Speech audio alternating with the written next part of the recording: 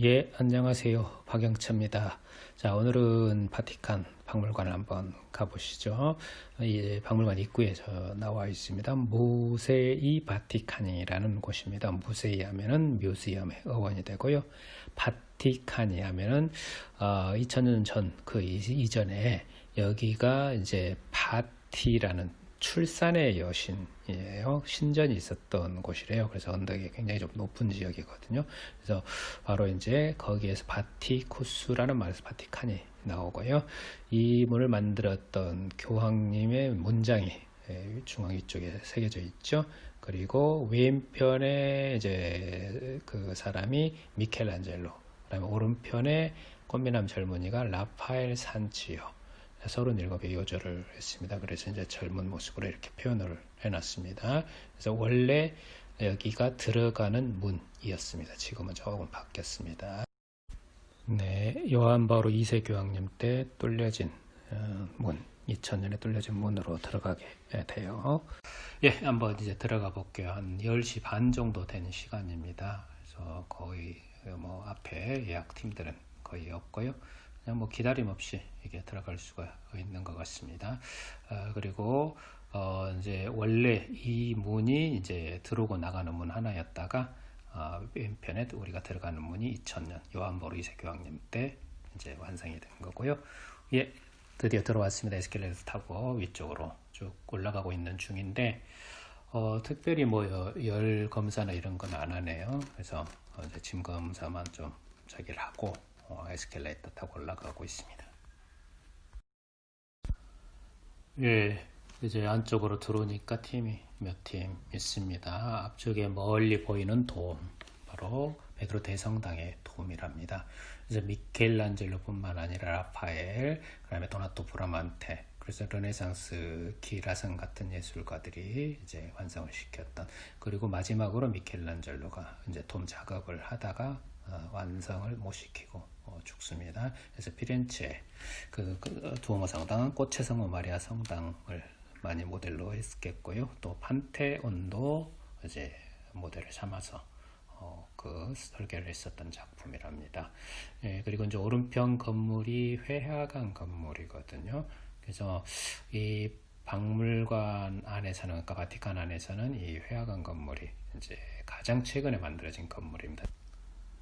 예, 베드로 성당 돔을 이렇게 쳐다보면은 제일 위쪽에 둥근 지구본이 있습니다. 지구본 위쪽으로 십자가가 서 있고요. 그 지구의 영원한 십자가의 승리를 의미를 하는 것입니다. 그리고 그 밑으로 난간 보이실 겁니다.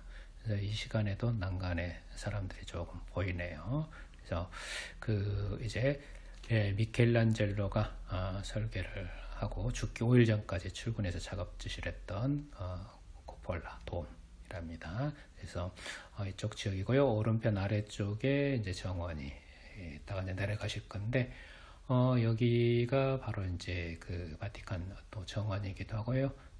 저 뒤쪽으로 이제 교황 전용 헬기장, 기차철도, 신문사가 숲 뒤쪽으로 있습니다. 그래서 여기는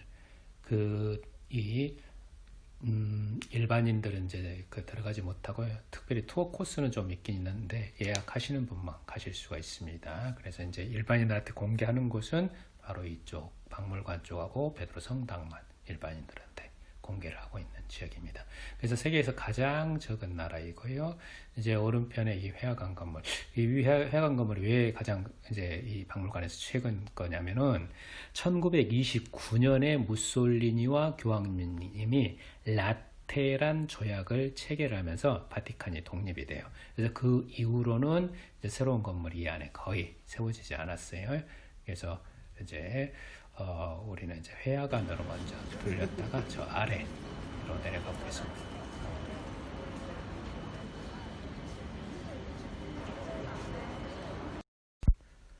예, 피나코테카 그리스인데 그림 저장소 정도 해석하면 될 것 같습니다. 이제 모든 문들을 다 이렇게 열어놨어요. 코로나 때문에 환기가 되도록요. 자, 그러면은 이제 중세, 르네상스, 바로크 미술, 주로 이제 이 성경의 그 내용 위주로, 성화 위주로 전시가 된 장소랍니다. 들어가 보겠습니다. 오른편 쪽으로 피에타 원본은 아닙니다. 베드로 성당의 원본이고요. 그걸 그대로 이미테이션 해놓은 작품이 바로 여기 있습니다. 한 몇 년 전에 예술의 전당에서 바티칸 특별전을 했을 때 바로 이 작품이 이제 나갔던 작품이고요. 그래서 원본으로 생각하시는 분들이 꽤 많으시던데 원본을 보고 그대로 이미테이션 해놓은 작품입니다. 중세 시대 미술품이랍니다. 네, 그 453년 로마가 멸망을 하죠. 그리고 1453년까지 약 1000년 정도, 1453년에 오스만 투르크가 이제 그 동로마 제국을 멸망시킨 해입니다. 그래서 약 1000년 정도를 어둠의 세계, 중세라는 시대로 이렇게 이야기를 합니다. 그래서 신의 뜻의 전달이 목적이지 어떤 예술 작품의 목적이 아닙니다. 그래서 그 작자 미상인 경우가 많고요. 그래서 성경의 내용만 정확하게 전달해주면 되는 시대랍니다. 그래서 그런 기교나 이런 것들이 전혀 필요가 없는, 주로 이제 나무 목판에 금칠을 하고 그리고 채색을 하는 이콘화라는 이 그림들이고요. 네, 이제 다음 방으로 넘어가면 지오토 디 본도네, 피렌체 가면 지오토의 종탑을 설계했던 사람의 작품입니다. 르네상스로 가는 첫 삽을 떴다고 평가를 받고 있죠. 그래서 정중앙에 자주색 옷을 입고 있는 분이 피에트로라고 그래요. 베드로 상인이 열쇠를 들고 계시고요. 그리고 이제 그 베드로 양옆으로 호강이 있는 천사들이 이렇게 보이는데, 근데 이 땅의 사람이 아닌 천국의 사람을 의미하는 뜻에서 호강을, 동그란 호강을 이렇게 넣어주게 되고요. 그런데 쳐다보셨을 때 왼편 쪽에 호강이 없으신 분이 한 분 계십니다. 이제 이 분이 드리고 있는 게 뭐가 있습니다. 자세히 보시면은 이 세 폭짜리 이 그림을 들고 계셔요. 그래서 바로 이제 그림의 기증자입니다. 그래서 살아있는 추기경이었기 때문에 이제 후광이 없이 이렇게 표현을 해 있고요. 이제 이 그림을 그리는 목적이죠. 이분이 후원자예요. 돈을 냈던 사람 그림. 그래서 내가 내 돈 들여서 이 그림을 베드로한테 헌정합니다. 나를 기억해 주세요라는 그런 의미죠. 그래서 바로 이제 후원자가 등장하기 시작하고, 또 그림도 인간이 봤을 때 이뻐야 되겠죠. 그게 바로 르네상스 본질이잖아요. 그래서 이쁘게 치장하기 시작하고요. 그리고 거리감도 느껴지기 시작하면서, 그래서 살짝은 이제 조금씩 그게 약간 얼굴 같은데 등장인물 보면은 붓터치도 조금 들어간 것 같고 볼터치 같은 거, 그래서 이제 기교가 조금씩 들어가기 시작하죠. 이 그림이 아비뇽의 유수기 때 그려졌던 거예요. 그래서 교황청이 프랑스 아비뇽으로 갔던 사건이 있었잖아요. 1307년부터 1370년 정도까지. 그래서 원래 교황청은 원래 베드로가 있는 로마로 돌아와야 됩니다라는 그런 의미로 또 그려진 작품이기도 합니다. 지오토의 작품이고요. 다음 방으로 가시면은 멜로조다 포롤리라는 화가의 프레스코화 기법입니다. 영어의 프레쉬의 어원이거든요.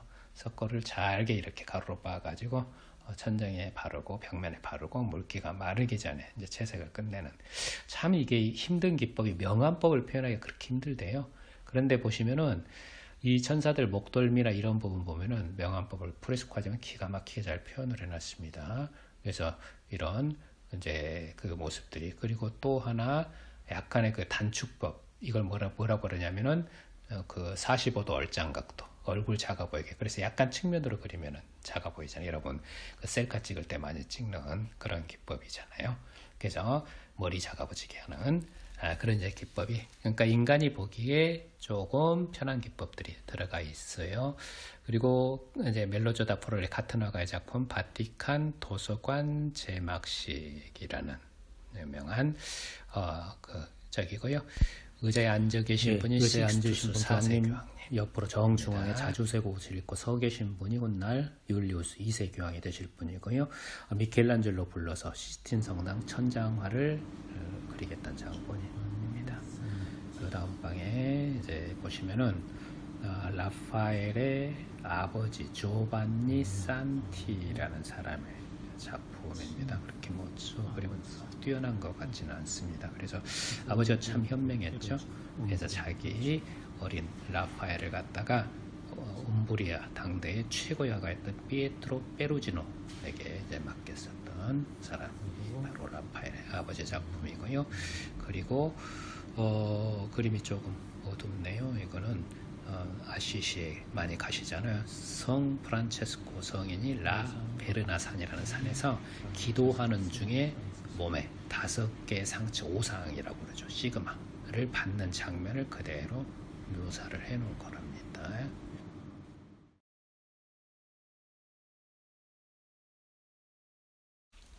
네, 이전방 분위기하고 확 달라지죠. 바로 라파엘의 방이랍니다. 라파엘이 이제 이 오른편이 19살 때 대략 한 1502년이나 1501년 정도 될 것 같아요.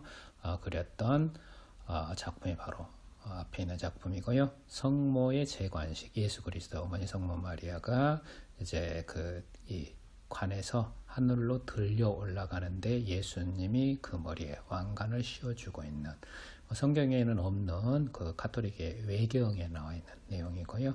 그 관 옆에는 12제자들이 축하해주는 상하 2단 분리구도를 해놨네요. 그리고 중앙에 큰 작품입니다. 예수의 변모, 예수의 변형이라고도 합니다. 변용이라고도 하시는 분도 많고 그러는데요. 예수님이 이제 변화산으로 기도를 하러 가시죠. 제자들과 함께. 근데 기도하는 중에 천사와 같은 모습으로 확 변화가 됩니다. 그래서 따라갔던 제자들이 깜짝 놀래가지고 좀 빛 때문에 뒤로 벌렁 넘어진 모습이 그림 윗부분이고요. 근데 그림 아랫부분 쪽에 보시면은 이제 그림 오른편 쪽으로 몸이 좀 심하게 뒤틀리는 아이가 보입니다. 귀신 들린 아이래요. 부모님이 제자들한테 데리고 와서 귀신을 쫓아내달라고. 못 쫓아내죠. 결국은 이제 예수님이 산에서 내려오길 기다렸다가 예수님이 귀신을 쫓아내는 장면인데요. 그래서 예수님이 이제 제자들을 질타하죠. 티끌만한 믿음이 있었다면 이 산을 저 산으로 옮기라고 기도했으면은 옮겨졌을 것이다. 믿음이 없기 때문에 그런다 하면서 이제 그 제자들을 질타하는 장면을 그대로 이제 표현하는 거고요. 근데 그 정중앙에 여인이 무릎을 꿇고 어깨를 반쯤 뒤밀고 있죠. 근육이 장난이 아닌데, 근데 이제 원래 그 라파엘은요, 이 그림을 그릴 때 이 여인을 이제 이 아이의 귀신 들린 아이의 엄마로 표현을 하려고 했답니다. 근데 바꿔가지고 이제 예수님의 어머니 성모 마리아로 이렇게 이제 표현을 해놓은 거고요. 그리고 이제 이 그림 제일 왼편 끝에 그 복음서 책을 들고 있는 약간 앞에 이제 머리가 좀 없으신 분 계시죠? 네, 그 마태를 의미를 한다고 그러는데요. 좀 보기 드문 게 검정색이 중앙에 언덕의 색깔로, 산의 색깔로 들어가 있다는 거죠. 그래서 이거는 금기됐던 색이죠. 르네상스. 왜냐하면은 죽음의 색이거든요. 검정색은. 그래서 쓰지 않았던 색인데 감히 그 중앙에다가 검정색을 넣어가지고 상하 2단 분리 구도되는 그런 것도 있지만 정확하게 명암 대비가 돼버리죠. 그래서 앞으로 르네상스가 끝나고 바로크가 이어지는데 바로크 때 바로 이런 기법들이 이제 본격적으로 등장합니다. 그래서 한 발 앞서 나갔던 라파엘의 그 천재성을 또 볼 수가 있는 작품이고요. 37의 요절을 했을 때 죽기 직전에 다시 한번 이 그림을 보고 죽고 싶다 했었던 미완성 작품이기도 합니다. 그래서 후에 제자들에 의해서 완성이 된 작품이고요.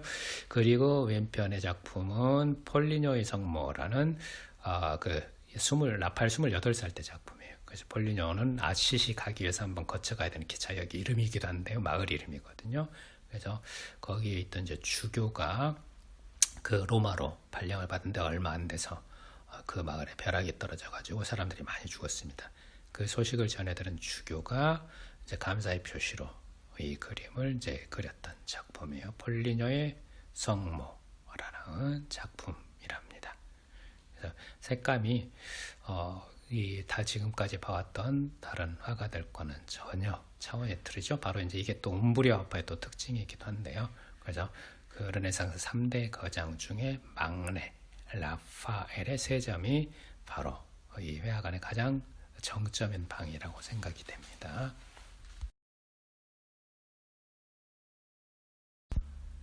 네, 이제 그 다음 방으로 이동 한번 하시면 이게 유일한 로마의 다빈치 작품입니다. 물론 미완성이고요. 원본이 없었거든요. 어디 대관을 나갔었다가 이제 다시 들어왔네요. 사자 제롬 히에로무스를 그린 사자굴에서 성경을 번역하는 중에 이제 잡념을 쫓기 위해서 돌을 집어서 자기 가슴을 치는 그런 이제 모습을, 고통스러운 모습을 표현을 해놨습니다. 그래서 다빈치의 작품이고요. 다음 방은 이제 베네치아만 가시죠. 베네치아 화파들의 그림을 여기다 모아놓은 겁니다.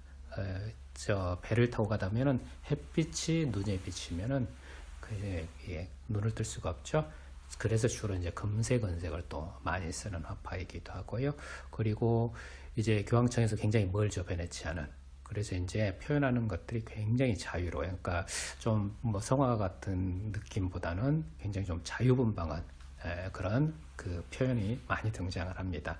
그리고 배로 그림을 실어 나르잖아요. 그러다 보면은 이제 나무 목환에 이제 파도가 튀겨버리면은 그림이 판이 뒤틀려 버리잖아요. 그래서 배의 돛 위에 그림을 그리기 시작하죠. 바로 캠퍼스화의 시작이 바로 베네치아 쪽이죠.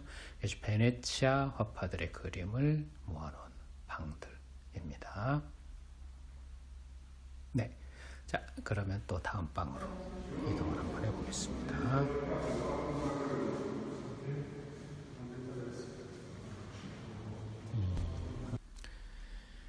예, 바로크의 최고의 거장 까라바쪼의 작품이랍니다. 미켈란젤로 메르시 다 까라바쪼 원래 이름이고요.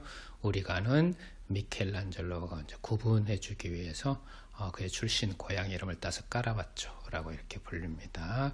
그래서 데포지션, 예수님을 십자가에서 내리심이라는 의미인데 이제 축 처진 그 예수님의 시신이 검게 그 주검이 이렇게 표현이 되어 있죠. 보시면은 손톱에 때가 껴 있고 발톱에 때가 껴 있습니다.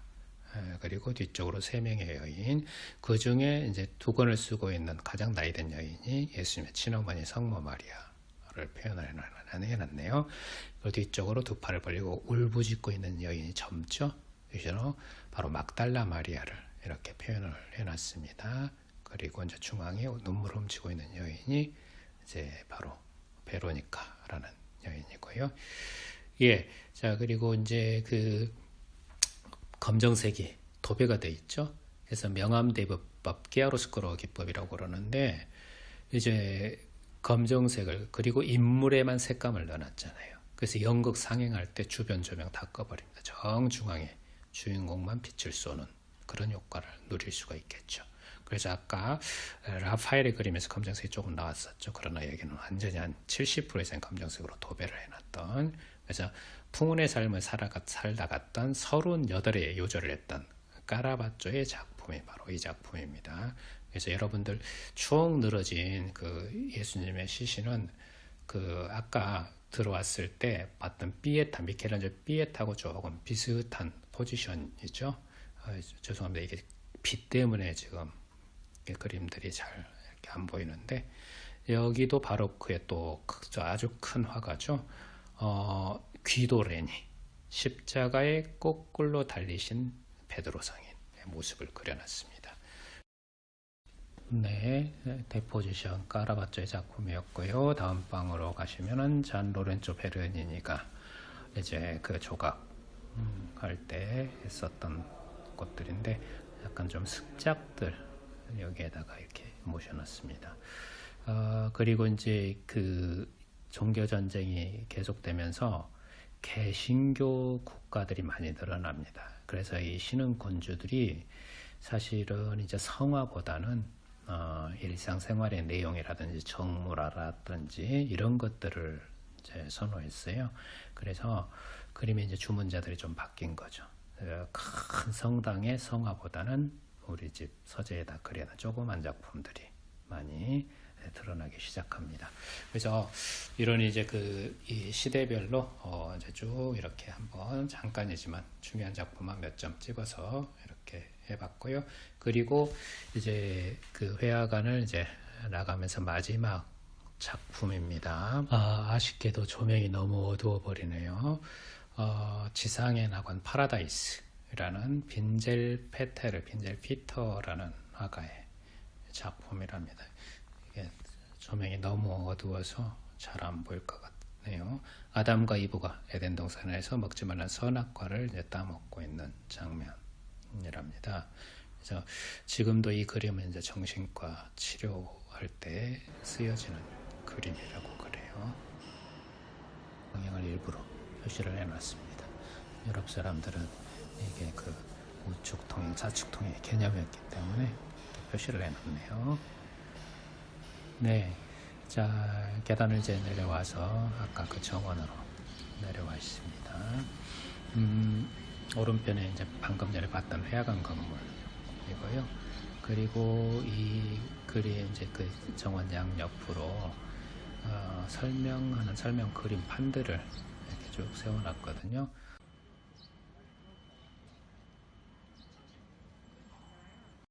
네, 이 이제 그림을 설명하라고 설명판을 이렇게 세워놨습니다. 미켈란젤로 천장화에 있는 시스틴 성당 안에서는 이제 그림을 설명할 수도 없고 사진, 비디오를 찍을 수가 없거든요. 그래서 모든 설명은 이 설명판에서 마치라고. 이 이제 사진의 모습이 바로 시스틴 성당의 모습이거든요. 그래서 이곳에서 교황님을 뽑는 방이기도 해요. 꼰클라베라고 그러죠. 그래서 이 보시면은 그림 그 천정이 이제 미켈란젤로가 처음 그렸던 천정화, 그리고 정면에 제단이 보이죠. 제단 뒤쪽에 그림이 두 번째로 그렸던 최후의 심판이라는 작품이랍니다.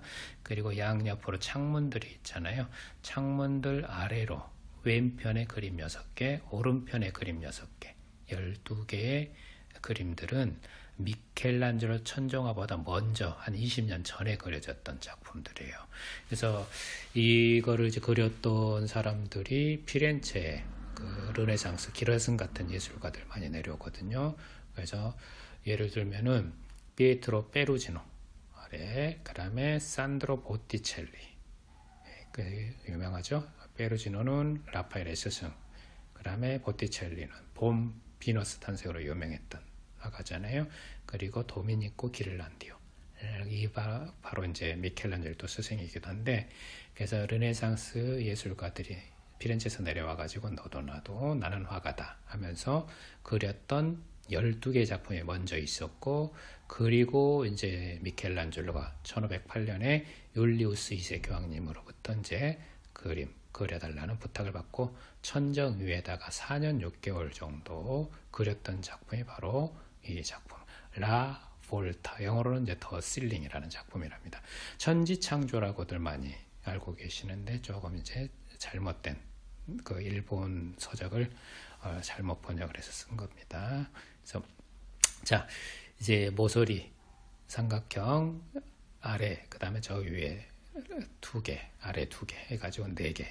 그래서 오른편은 모세 일대기 중에 청동 노뱀 사건이고, 이 작품은 구약 성경 에스더서의 내용, 하만 장군의 징벌이라는 내용을 다루고 있고요. 그리고 이 삼각형, 조그만 삼각형이 4개, 8개가 있습니다. 양옆으로. 이 삼각형 안에 이제 인물들은 이제 이 예수님의 직계 가족들, 예를 들면 다윗, 솔로몬, 이제 이런 사람들을 8명의 인물들을 갖다 여기다가 이렇게 넣어놓은 거고요. 그리고 이제 이 보시면은 인물들이 자세히 보시면은 여자죠. 여자, 지금 손가락으로 가리키고 있는. 그래서 여자는 무당입니다. 이 갈지자로 이제 여자들이 5명 있어요. 그래서 오실 예수님을 예언했던 이제 그런 이제 무당들이라고 생각하시면 되겠어요. 그리고 또 반대편으로 이번엔 남자입니다. 예, 예레미야 선지자. 또 여기도 갈지자로 올라가요. 그래서 다니엘 선지자, 이런 이제 그 선지자들이 7명 있습니다. 그래서 구약 성경에 나오는, 그리고 이제 정중앙에 그 이제 9개 패널이 이제 구약 성경 창세기의 내용을 갖다 그대로 표현을 한 거거든요. 그림은 위에서부터 아래로 9개를 그리는데 성경의 내용은 아래서부터 위에요. 그래서 그림을 좀 거꾸로 그렸다는 게 조금 독특하죠. 첫 번째 천지창조, 또 해와 달의 창조, 세 번째 궁창의 창조, 아담의 창조, 이제 인류의 창조이죠. 감히 인간인 주제에 하나님 앞에 손을 뻗어? 이게 이제 중세하고 틀린 거죠. 그래서 인간의 의지, 바로 르네상스의 적인 표현들이 이게 또 나와 있습니다. 그래서 아담의 창조 다음으로 여자, 이브, 하와의 창조이고요. 그리고 이제 그 위쪽으로 선악과를 따먹어서 추방되는, 에덴 동산에서 추방되는 거.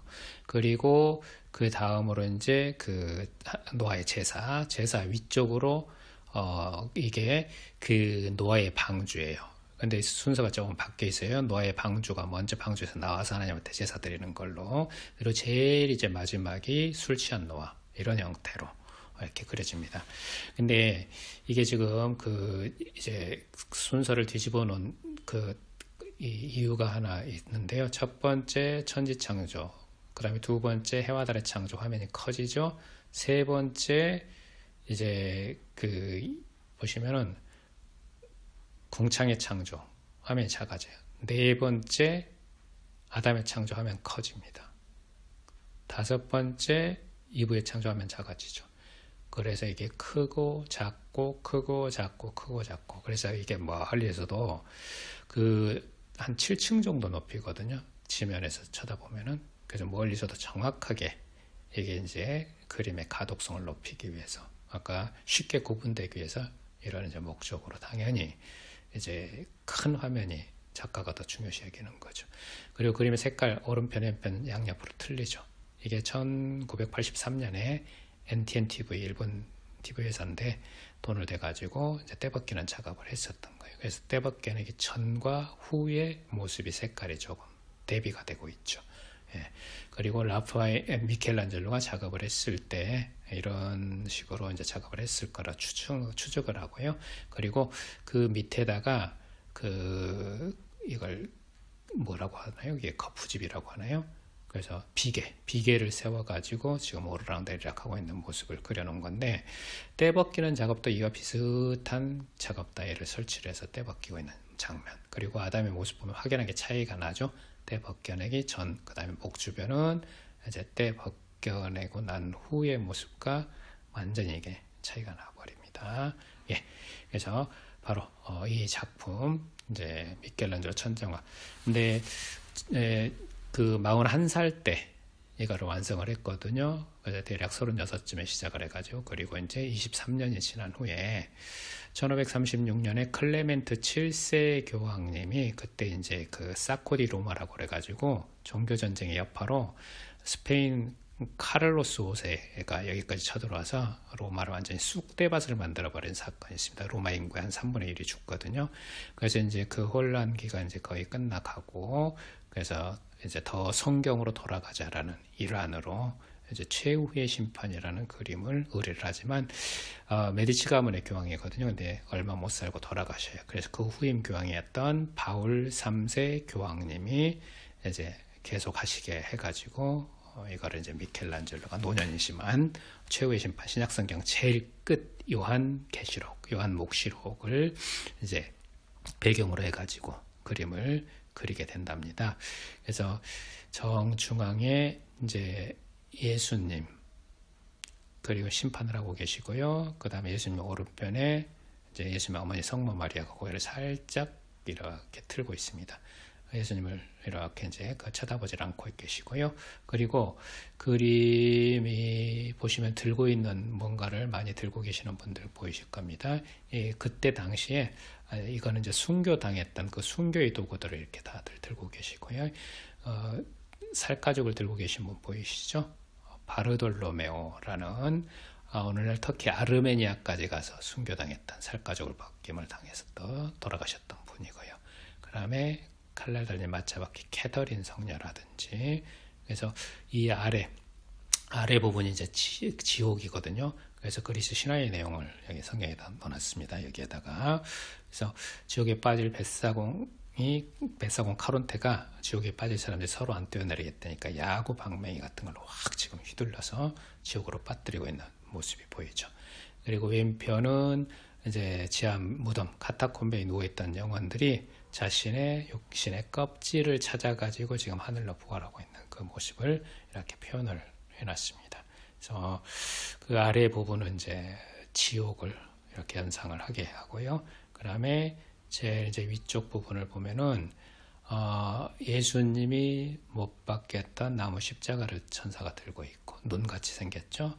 예, 그리고 오른편은 예수님 묵혔던 기둥. 그래서 제일 위쪽은 예수 그리스도의 순환의 일대기가 제일 위가 되겠네요. 그리고 이제 이쪽은 천국 부분이죠. 예수님 계시는 부분. 그 아래는 중앙은 연옥. 그리고 제일 아래는 지옥. 천국, 연옥, 지옥. 단테의 신곡의 내용을 갖다 여기다가 표현을 해놨습니다. 제일 아래 지옥의 심판관 미노스의 모습이 이렇게. 당시에 젊은 추기경인데 미켈란젤로가 그렇게 사이가 안 좋았어요. 그래서 미켈란젤로가 그렇게 막 비난했다. 근데 이 사람이 성직자로서는 부패의 끝판왕이었답니다. 그래서 이제 지옥의 심판관 미노스로 이렇게 표현을 해놨고요. 뱀이 그 몸을 칭칭 감아서 중량을 확 물고 있어요. 그리고 캐더린 성녀 마차바퀴를 들고 있죠. 이렇게 돌아가셨어요. 그래서 이 세부적인 모습들을 이렇게 크게 보시면 이런 모습이 된답니다.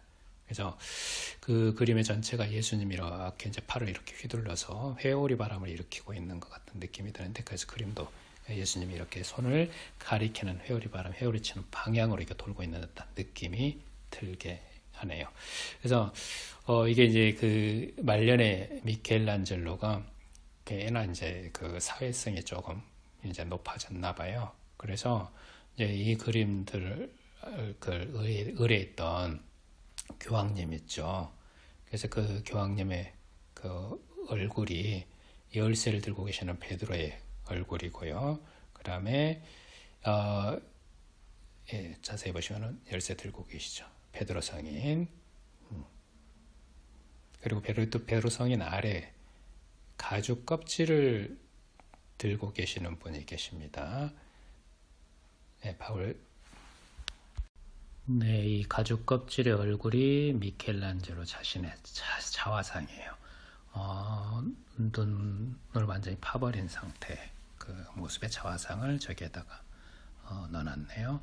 그래서 이제 그 노년의 나이에 이제 이 그림을 이제 완성을 합니다. 그래서 대략 한 4년 정도 소요가 됐었던 그림이고요. 그래서 최후의 심판이라는 작품, 이렇게 이제 시스틴 성당 안에 들어가시면은 제가 비디오나 사진 이런 것들을 보여드릴 수가 없기 때문에 여기서 설명을 다 끝냈던 거고요. 예, 이제 저쪽 정원 쪽으로, 솔방울 정원 쪽으로 이렇게 나가겠습니다. 여기는 그 아마존 쪽, 이제 가톨릭 선교사들이 전 세계로 나가잖아요. 이제 그쪽에서 이제 보내준 이런 자료들을 또 여기다가 전시를 좀 해놨습니다.